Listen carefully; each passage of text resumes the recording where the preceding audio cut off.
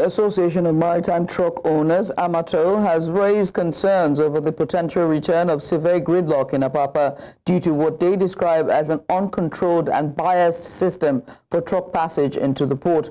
News Center's Maritime correspondent Nneoma Obi-Asualo takes a look at these concerns. A huge concern has been raised on the looming congestion at the Lagos ports.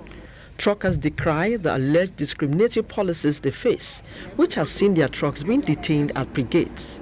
Yet they are being sidelined while others gain unhindered access to the ports.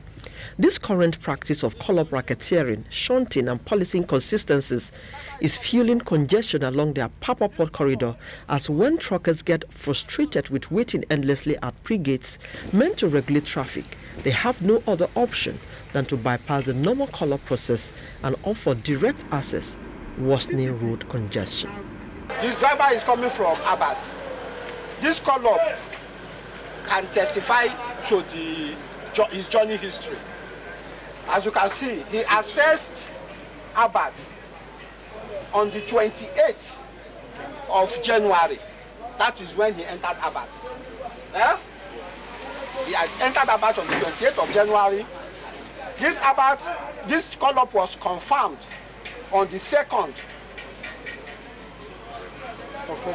Then, not the 2nd. Then later, he exited Abat on the 4th. So that means he spent about 7 days in Abat. He spent 7 days in Abat before he was released from Abat. And when he exited Abat on the 4th, today's date is 6. So that means the driver has spent 2 days on the road. And between here, can still spend another 1 day. And they can not more than 1 day. They can spend 3 days. The port is not to 200. Because they will not pass this line. It is the evacuation call-up they will be passing. So those ones, the evacuation around. All these ones you see, they are the evacuation they will be passing. These people buying evacuation call-up, this is what they are trying to avoid by buying the evacuation call-up at all costs. Yeah, you can see the call-up.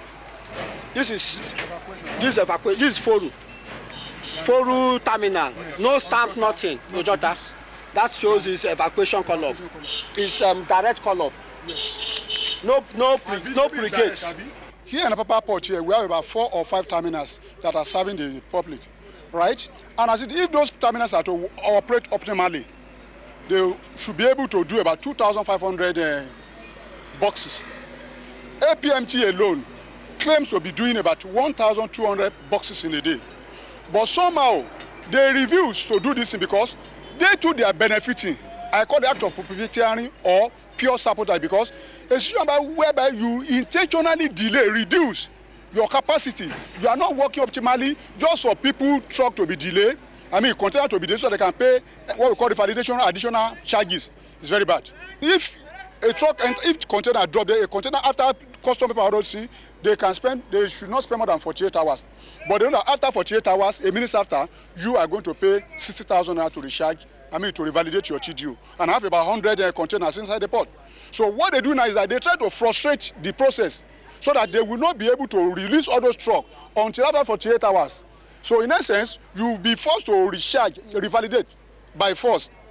So at the end of the day, they are making money from all this, because once they put it through, there won't be revalidation. So all this is now, it creates artificial scarcity. And once this is created, people try to come in, they struggle to the importer, they become desperate. They want to bring their goods out at all costs. And as a result, they are ready to pay anything.